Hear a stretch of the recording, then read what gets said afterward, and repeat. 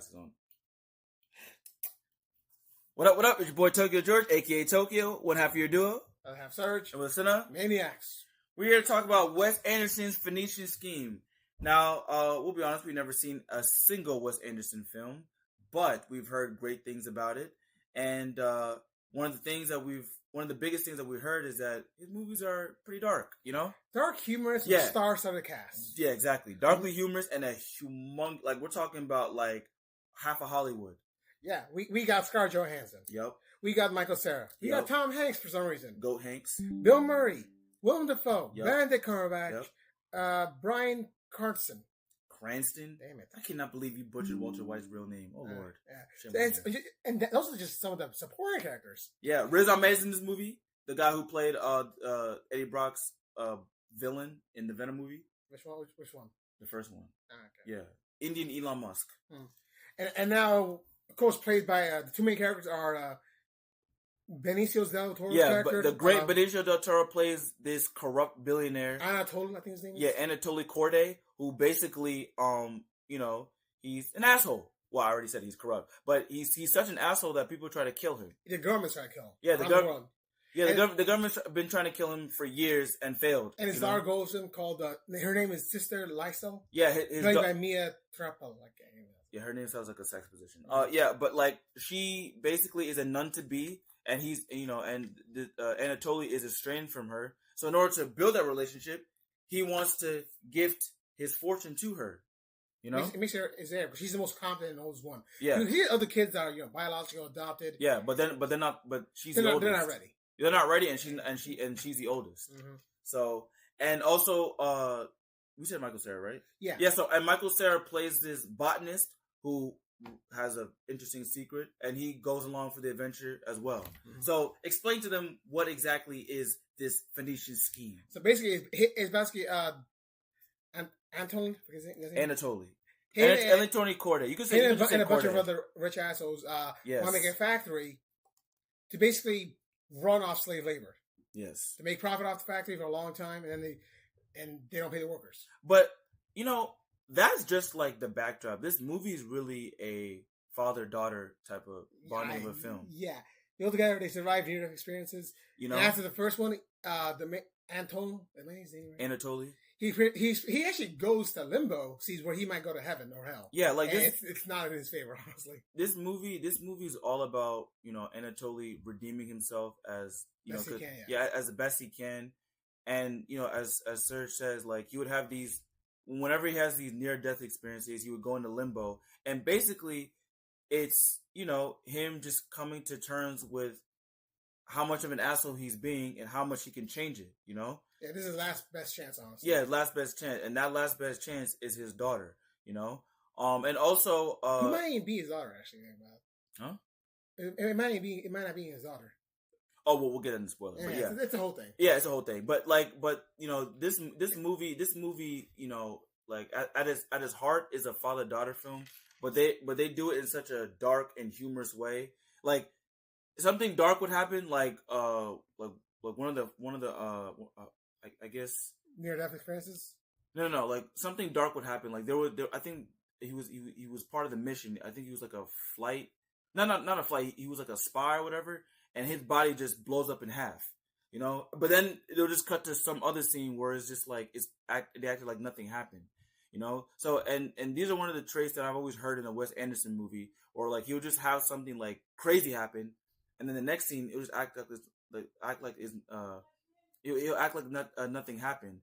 But the way it happens though, like the death scenes or like the violent scenes, like they're done in such a really cartoonish way that you can't help but laugh.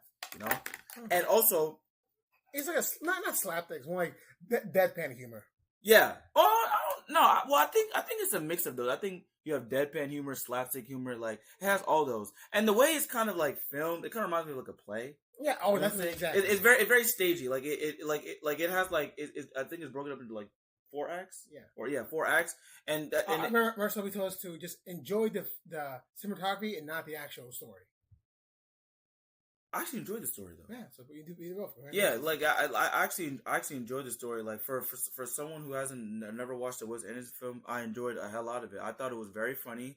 You know, like it like I was just like, damn, I don't know if I should be laughing at this, but the way he films it, he makes it funny and whatnot. You know.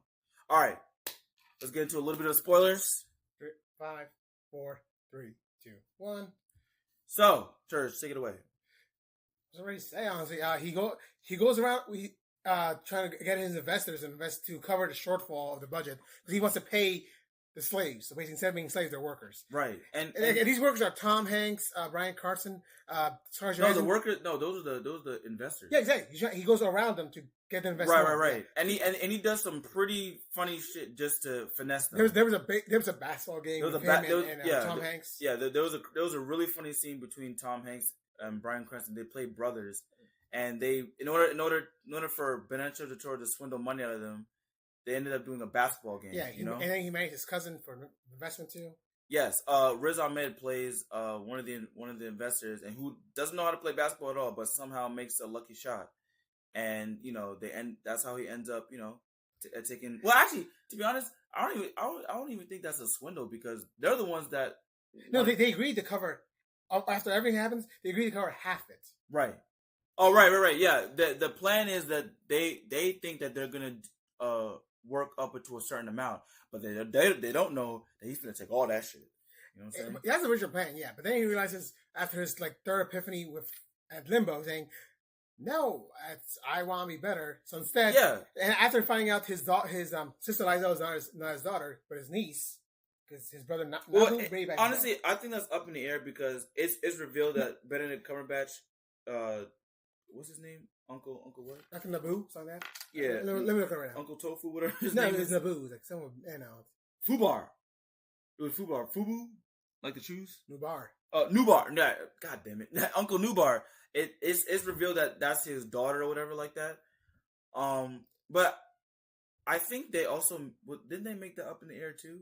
Or was that? Is that? I mean, when he was in Limbo, his dead wife said, "No, you are not her father." Yeah, because I think Nubar said that's not his daughter either. Yeah, but they agree after anything happened to adopt her into the family. Yeah, so basically over the course of this film, like you see him trying to bond, you know, trying to mend his relationship with his daughter, and in many ways they both mirror each other. Where she starts to take on his more crass personality, and he starts to take more of her. Well, mind you, she doesn't become like an asshole, but like she starts to become more like him, and he starts to take more of her gentler qualities. Because that she gets kicked out of the what called the nunnery? Oh yeah, the nun the head sister of the nun place was like, you're dismissed. You're not nun material. No, I know. So yeah.